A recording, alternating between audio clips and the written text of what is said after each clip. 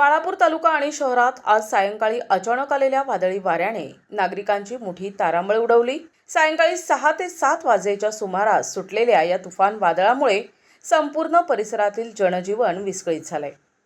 या अचानक आलेल्या तुफान वादळी वाऱ्याचा वेग इतका जास्त होता की रस्त्यावरून ये-जा करणाऱ्या नागरिकांना आणि वाहनधारकांना पुढे जाणे कठीण झाले होते। जोरदार वाऱ्याच्या झोतामुळे लोकांना सुरक्षित जागा शोधावी लागली। या वादळी वाऱ्याचा थेट फटका वीज यंत्रणेला बसला असून खबरदारी म्हणून आणि तांत्रिक बिघाडामुळे संपूर्ण बाळापूर तालुक्यासह शहरातील विद्युत पुरवठा पूर्णपणे खंडित झालाय।